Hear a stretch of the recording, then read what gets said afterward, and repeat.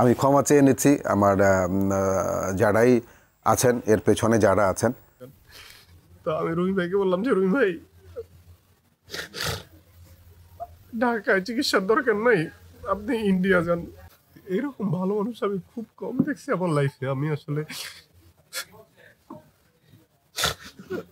আমার একটা ভাই নাই আর কি, আসলে আমি কি বলবো, আমার আপন ভাই যে কোন অংশে উনি কম ছিল না। ডাক্তারের সাফ কথা, বাঁচতে পারেন বড় জোর আর মাত্র 6 মাস। তারপরও মনের মধ্যে এক সাগর আশা নিয়ে বুক বেঁধেছিলেন ক্যান্সার জয়ের গল্প শোনাবেন সবাইকে, কিন্তু পারলেন আর কই। নিয়তির কাছে শেষ পর্যন্ত হেরেই গেলেন রুমি ভাই।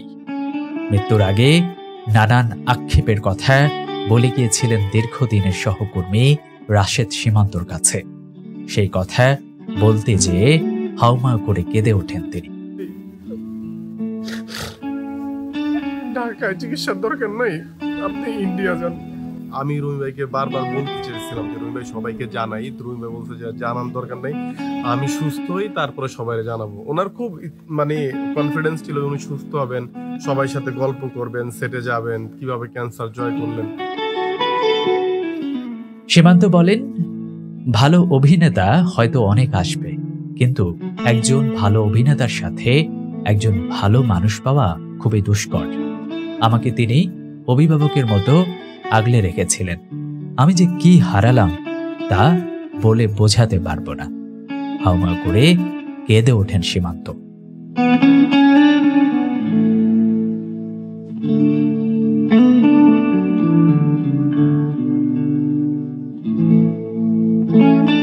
প্রসঙ্গত ক্যান্সারে আক্রান্ত হয়ে দীর্ঘদিন অসুস্থতার পরে সোমবার ভোরে ঢাকার একটি বেসরকারি হাসপাতালে মৃত্যুবরণ করেন ছোট পর্দার জনপ্রিয় অভিনেতা অলিউল হক রুমি।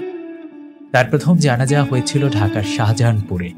সোমবার বিকেল 5:30টায় বরগুনা আবুল হোসেন ঈদগাঁও মাঠে তার দ্বিতীয় জানাজার নামাজ অনুষ্ঠিত হয়।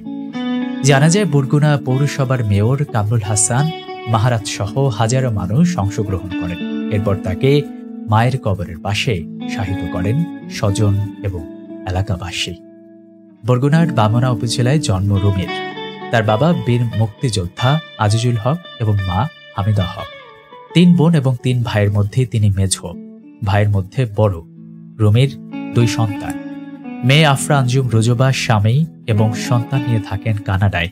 ছেলে ফারদিন হক রিদম একটি বেসরকারি বিশ্ববিদ্যালয় থেকে সম্প্রতি লেখাপড়া শেষ করেন।